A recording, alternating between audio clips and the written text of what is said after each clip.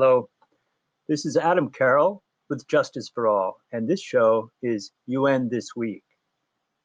Justice for All often works on behalf of persecuted minorities, especially persecuted Muslim minorities such as the Rohingya in Burma, the Uyghur in China, and also the Muslim minorities in India and Kashmir. Well, in Kashmir, they're not the minority, but they're occupied. So, speaking of minorities, today we're going to speak about the Muslim minority called the Moro people of the Philippines. And we're very glad to have on the show, all the way from, I guess, Mindanao, somewhere in the Philippines, Amirah Lidasan, Muslim human rights advocate who writes a column, Voice of the Moro Masses, for a Mindanao-based publication called Davao Today. And Amirah is also the national chairperson, and please correct my pronunciation. Well, how do you pronounce Suara? Suara Bangsamoro. Yes, a mass organization that aims to fight for self-determination, just and lasting peace, and international solidarity against foreign aggression. Speaking of foreign aggression, maybe starting with the history of the Philippines a little bit. Why Philippines? Why is it called Philippines? Who is Philip? I think like most of the countries in Southeast Asia, and I guess most of the world, we were conquered by the Spanish. I think during the Spanish regime of the Queen, and we were named after the leader of the of Spain, and well, not all of us have accepted it, but because we have been conquered for more than 300 years, that stuck to that became, the official name of the island here in Southeast Asia. And I guess Philip. Yeah, just to say, sorry to interrupt. Philip II of Spain yes. was. So perhaps some people in Philippines don't want to be called Filipinos for that reason. The Moro people, why are you known as the Moro people? Yes, it's a political collective name because when the Spanish, conquistadores came to the Philippines, and they saw the same people, the same faith, the same religion, and the same attitudes and in Africa, or the Moor in Africa, or the Moors in Spain also. So they called us the Moros, or the people who fought them, who are the Muslims. So collectively, all the tribes that did not become Christians or embrace Christianity during the occupation, collectively we become the Moro people. We have our own and our own political hierarchy. We had the Sultan, the Sultanate. We have the Sultan, the Datus, and the rest of our culture and political leadership. All rest to the Sultanates of Maguindanao and Sultanate of Sulu. So we that collective Moro of the 13 ethnic tribes here in Mindanao, it became it resurged, there was a resurgence in the 70s of using when another wave of marginalization and massacres of Muslim people in Mindanao happened, and Mm, it became the voice of the resistance, the Moro National Front and the Moro Islamic Liberation Front. And now we've named ourselves the Bangsa Moro, meaning the Moro Nation. mm. So the Moro Nation, you've uh, taken ownership of the name Moro, which originally linked you to maybe European history with the Moors of Spain and elsewhere, which they had expelled, right? They expelled all the Muslims from Spain in 1492. And here they are arriving in Philippines to to conquer. And here the Muslims were again. And so it Yes. sounds like there are centuries of resistance and tension, uh, but also demand for justice and respect. And so now, if your sound starts to cut out, which it's echoing a little bit, I was wondering if you could take yourself off camera now, and we'll put Yes. up the other photo, and hopefully that will work, inshallah. Inshallah. Um, um, so, so yeah, I wanted to ask a little further about the culture, the local culture of the Moros. I understand the society is somewhat tribal, and also what part of the Philippines do the Moro people mainly live in? Yeah, we live in Mindanao, currently now in our hometown province in Maguindanao. And belong to a mainland, no? You see the map of the Philippines, it's in the south side, and center of the Mindanao Island is the heart. The Mindanao Island is Maguindanao and Lanao del Sur. We also have the island provinces that's very near, or it's westward, very near Malaysia.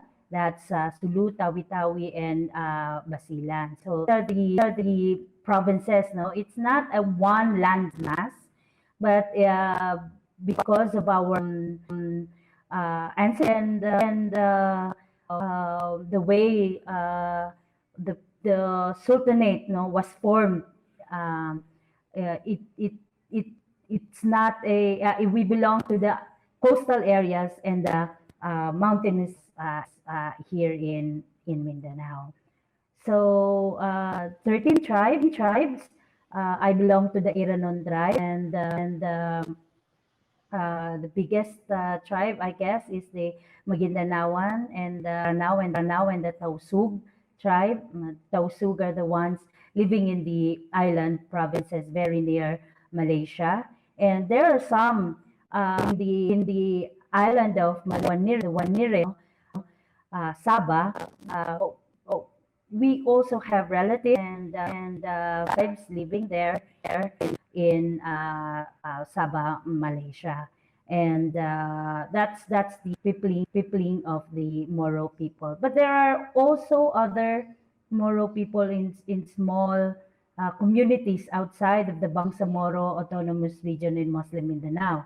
The, that's the 5 provinces that I mentioned. Within other provinces also, like in Davao, in Sarangani, and all over Mindanao, there are um, uh, sub tribes or ethno-linguistic tribes that also there, you know, and have been living there since the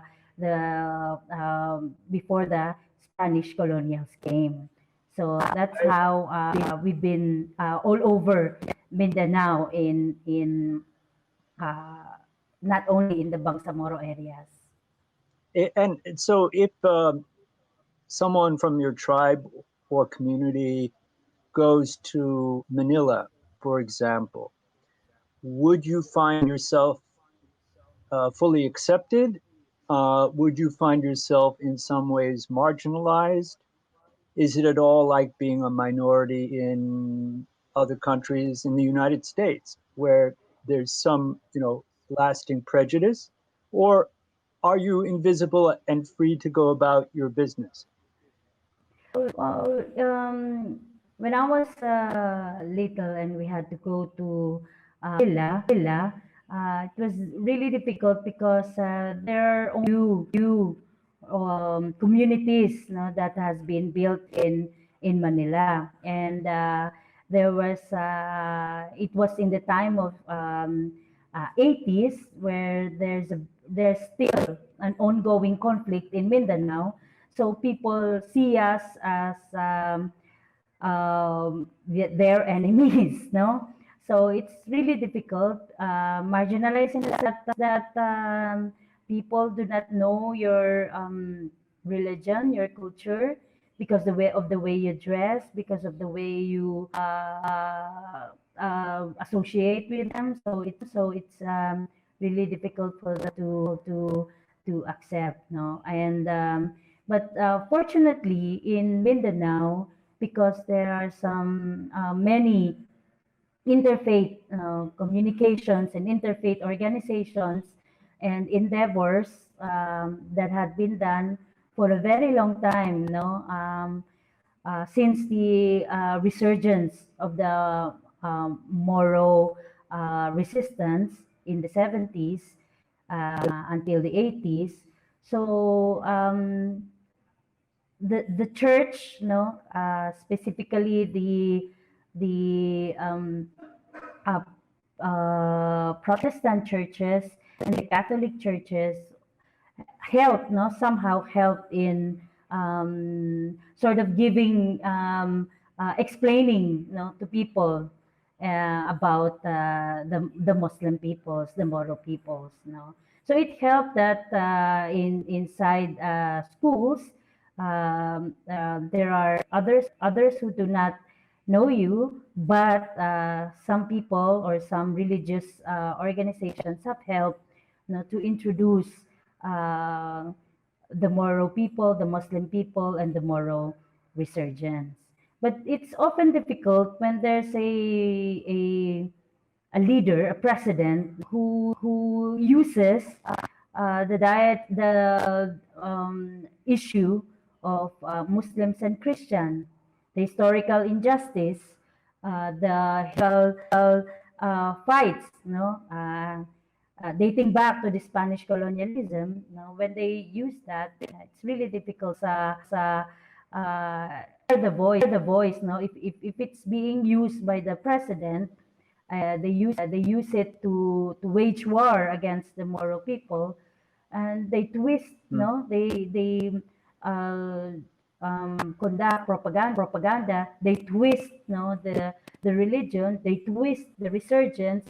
They twist the resistance, and it becomes a Muslim Christian war, and it affects majority of the population, specifically in Manila. So that's where our struggle, begins, and reaching out to Christian community to help us is a very really needed, especially in Metro Manila, because that's where the political center is and the policies are being made. That's so important. I know that interfaith solidarity is important here after a hate crime or to oppose policies like the Muslim ban, of people coming in as well, visas and so forth. So solidarity, to build solidarity, takes a lot of work, and it's very good to hear there are groups there that are engaging with your community. As far as the president, yes, President Duterte is known for his divisive remarks and policies and very harsh tactics. I heard in the news this morning that he's reinstating or wants to reinstate the death penalty, which isn't simply the death penalty in his hands.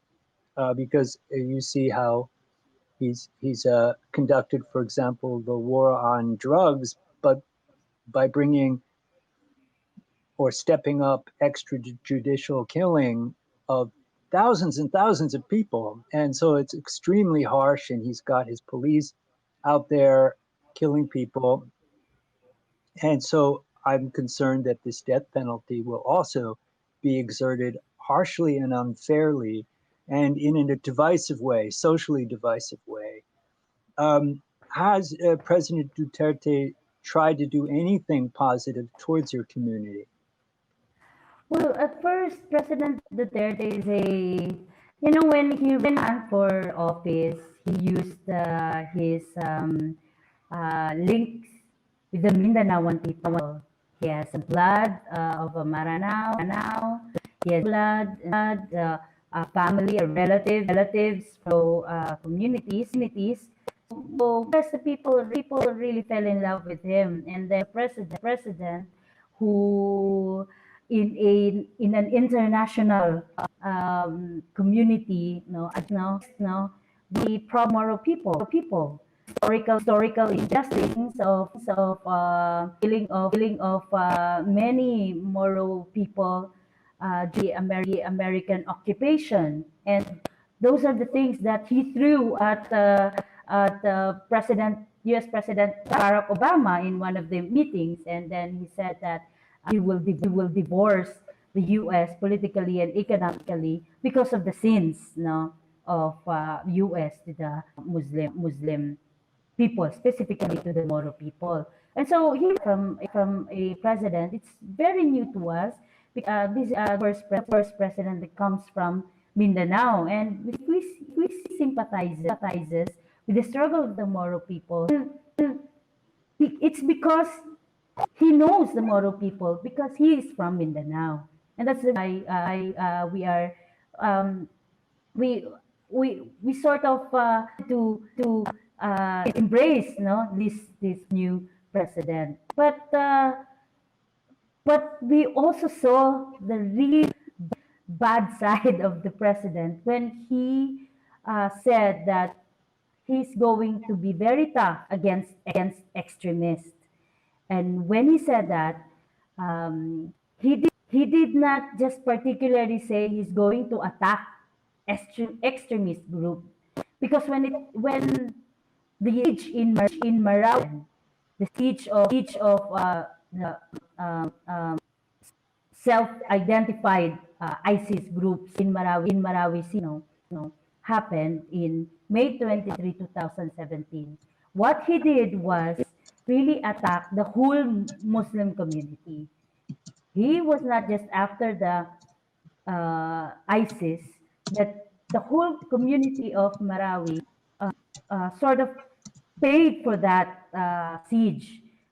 It was a 5-month attack in Marawi City, military airstrike, and combined with the ground attack, and it really did the Marawi City, the Muslim community. Well, this military attacks, and it made the news here in the U.S. But if you're not in the diaspora from the Philippines, it probably didn't make much impact, and it just barely registered. So it's unfortunate that a lot of us don't know much about all of this, not just history, but this struggle, and that our solidarity with you hasn't developed. I believe that in some other parts of the Muslim world, there is more awareness and more solidarity. In a few minutes, I'll bring on my associate and our technical producer, Wahid Mir, to ask you a few questions from his point of view, his knowledge as a Bangladeshi American. But I have to say that I'm embarrassed that we don't know much about this. And what do you suggest for us in order to raise awareness? And also, are there any US policies that you'd like to see?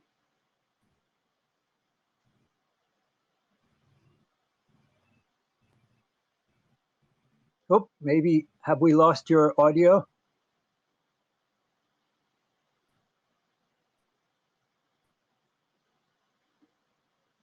Well, we're going to do a station break for a moment, and we will be right back.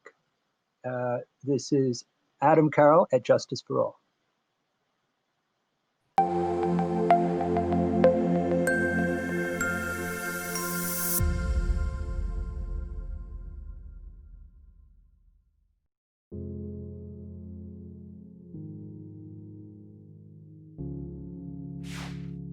We are Justice for All. Headquartered in the heart of downtown Chicago, Justice for All is a global humanitarian initiative dedicated to raising awareness for human rights concerns impacting vulnerable minority groups. We promote policies that protect religious freedom, address the root causes of mass displacement, and recognize the plight of refugees and forced migrants.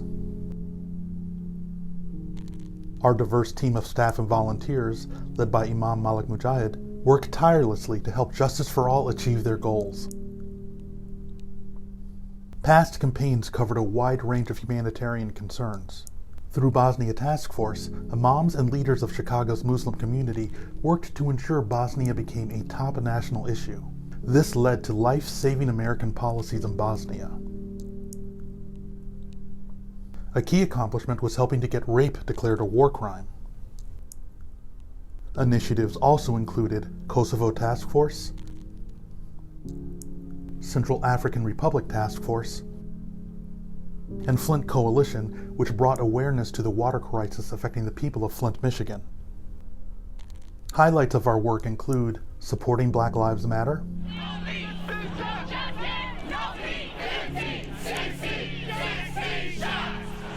Parliament of the World's Religions, addressing climate change. So wasteful consumption starts the ruthless production, and that's where we need all the fossil fuel in the world.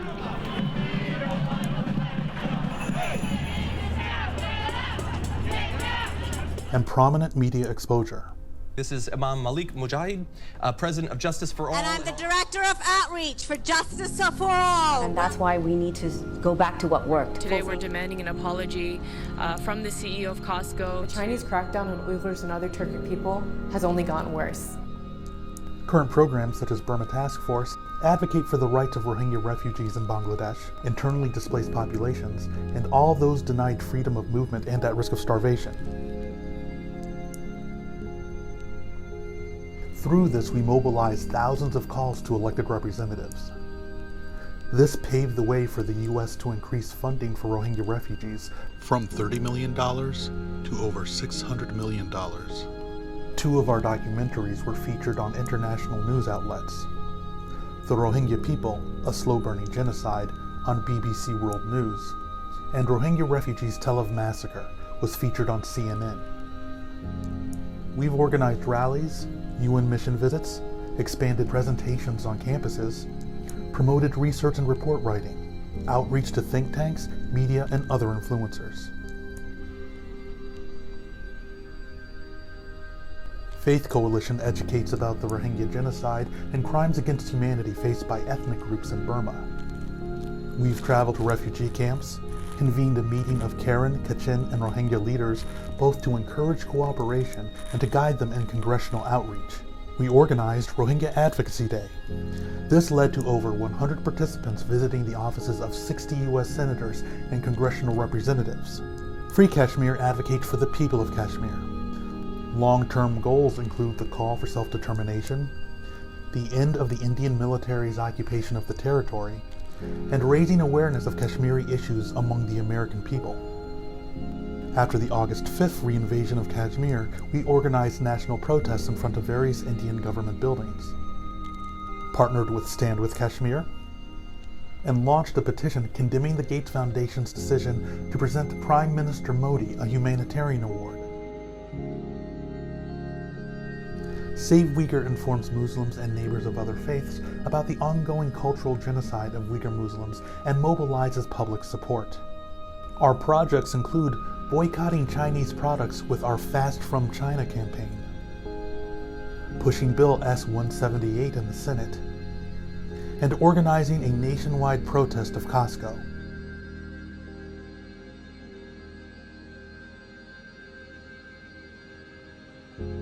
Together, we can continue to stand up for justice. Justice for all.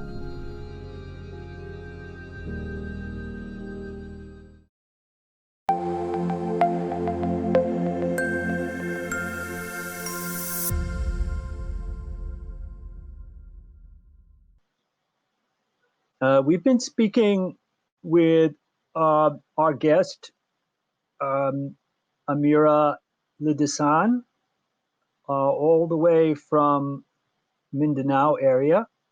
We were having some difficulty with the visuals and the audio now. Amirah, are you there? Possibly we've lost her. This does remind me of the old days when it was hard to get through to people, and now everything is so interconnected. It's almost refreshing, but it's also frustrating. And maybe it reflects the relative isolation of her community. We understand that her electricity is out. We're getting a text message that they're having a brownout, which must mean reduced electrical. And I think around the world, a lot of our viewers can relate to that. So we're going to see if she can reconnect with us. So please stay tuned for a little bit. I'm not an expert on the Moro people, and despite the echo, I hope that viewers were able to get some knowledge about their struggle for justice, inclusion, and above all, perhaps self-determination. I don't know the economy of Mindanao or their areas, their traditional areas, and so there's a lot more to be learned about what can help them not just survive but prosper. It was very interesting, I thought, to hear that President Duterte is actually from Mindanao, and so that he knows them, and that there was a hope when he came into office that he would actually be open. But then following that, he went on one of those familiar anti-extremist campaigns. And of course, he got to define what extremist meant. Separatism, understandably, is not in his interest, but his response was extremely violent, and autonomy should not be a threat to a healthy government or society. Coexistence of diverse people, as you have in the Philippines, should be something that we as Americans embrace.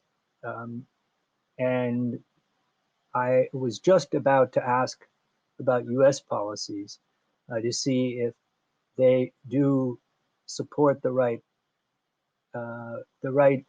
for self-determination of the Moro and other minorities. Often, of course, our US policies line up with economic interests.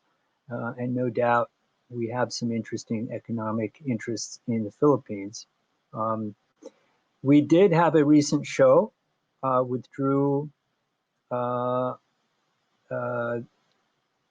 colleague who recommended Amirah, and that discussed a bit more detail about US-Philippine relations and gave a pretty good context of our kind of colonial history. So let us just give another moment for Amirah to come back. But if not, we can always try again when there is less echo and less electrical outages. If people watching this are inspired, there's the magic of Google. You can find out more about the Moro people, or Suara Bangsa Moro, which you can find on Facebook. This is the group that our guest Amirah is helping to lead as national chairperson. I'll just say a little more about her. She serves as the Secretary General of the Moro Christian People's Alliance and council member of the Sandugo Alliance of Moro and Indigenous People for Right to Self-Determination. She is also part of National Council of Makabayang Coalition, Mama Mayang Filipino, and the International League of People Struggles, Philippine chapter. A victim of the all-out war against the Moro people of Mindanao, she helped form human rights organizations that focus on the national minorities in the Philippines. She helped convene the Kalinaw Mindanao, which means peace in Mindanao, the Suara Bangsa Moro party list organization, which means voice of Moro people, and many other groups, including the Alliance Against Impunity in Mindanao. Important human rights work. So let's see if she is back with us yet.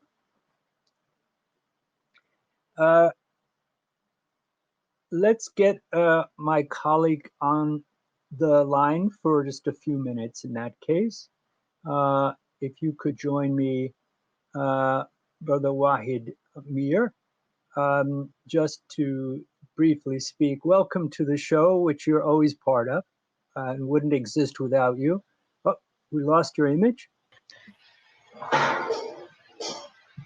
We're losing your image. Yeah, I'm sorry. This. So I just wanted to ask you, because we may not be able to finish with our guest, if you could, preferably with your smiling face, just tell us a bit about what Bangladeshis know and think about this issue. Yes, that was a very fascinating story from many years. I can recall when I was a kid in early 90s. We have many of the times seen rallies and protests been happening because Philippine government was torturing the Moro Muslims, and they are literally killing them, trying to wipe them out from their homeland. Moro land is actually from thousands of years. Moro's been there, and many of them converted when Islam was spreading all over the world since then.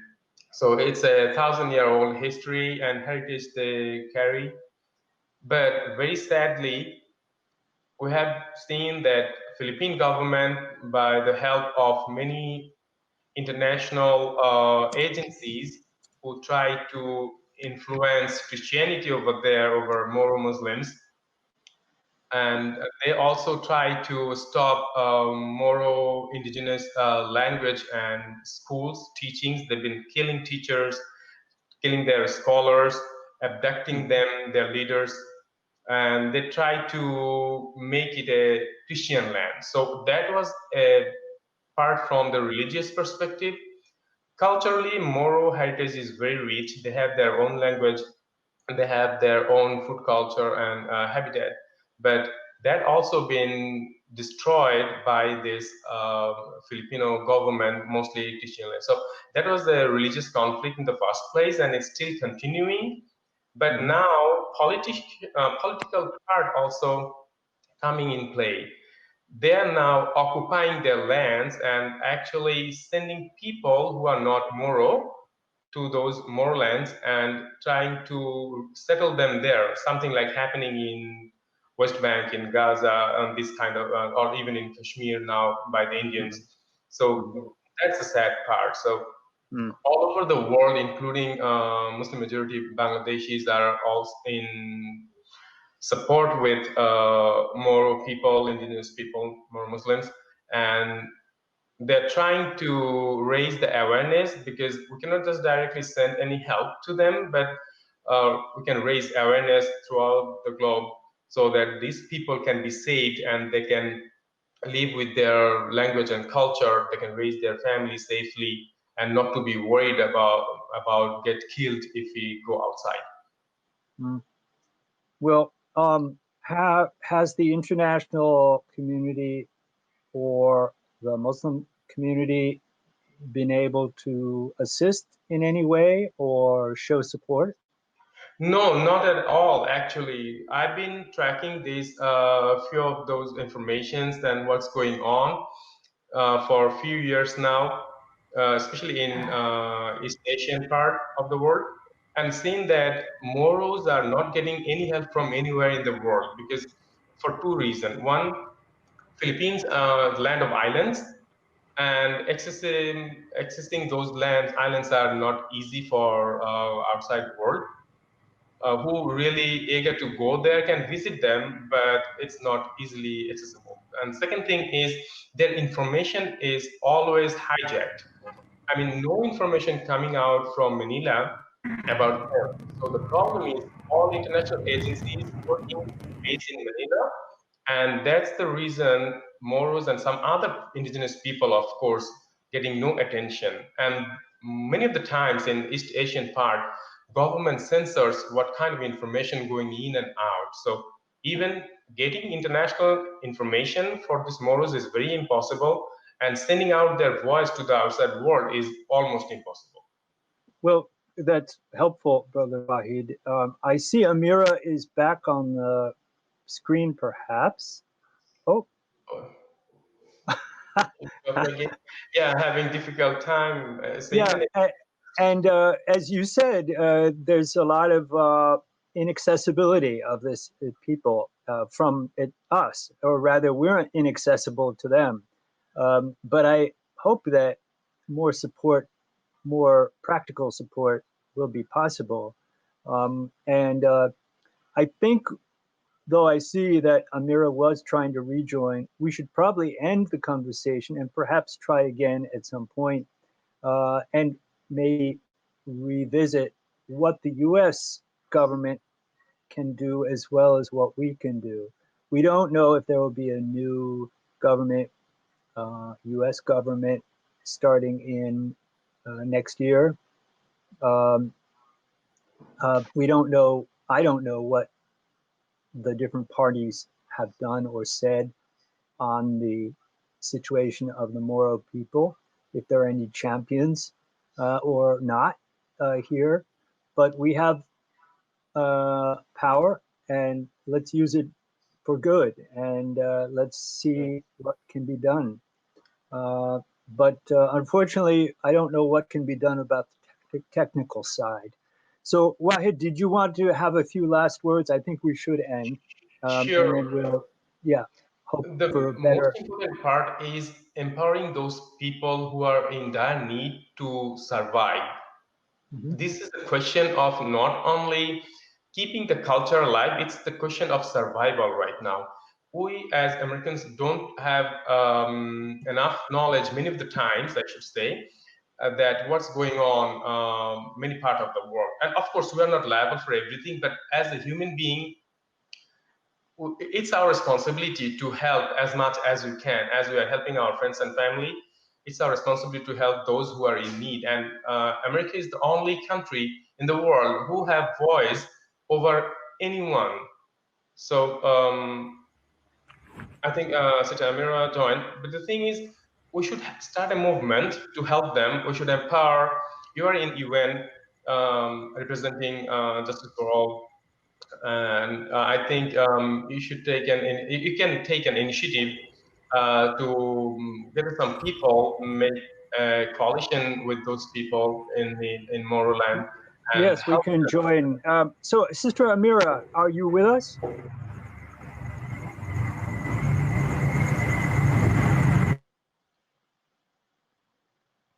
I hope you can speak. Ah, too bad. If you do hear us, feel free to speak out and interrupt. But we are finishing up. I did just post something to do an announcement, Brother Wahid. We will try to look for coalitions and opportunities to build and strengthen solidarity on this issue. Speaking of other minorities, and not all minorities that are persecuted are Muslim, and we should be thinking about all persecuted people. But the third anniversary of the mass displacement of the Rohingya minority from Rakhine State, Burma, is coming. And so this is a reminder that this Saturday, August 22nd, there is a rally.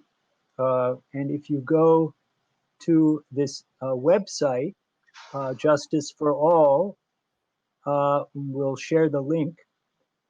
You can register and we will make sure you get a Zoom link for this virtual rally with many different speakers showing solidarity. Again, that is what's needed. We have people from all different communities coming together to speak in support of Rohingya, as well as Rohingya leaders speaking. So if we could have that link up rather than the image, that would be great. So visit the link, justiceforall.org/stopgenocidерally. And that would be great to have you there. Thank you, Brother Wahid Mir. And thank you for your intervention on the issue, which you do know about.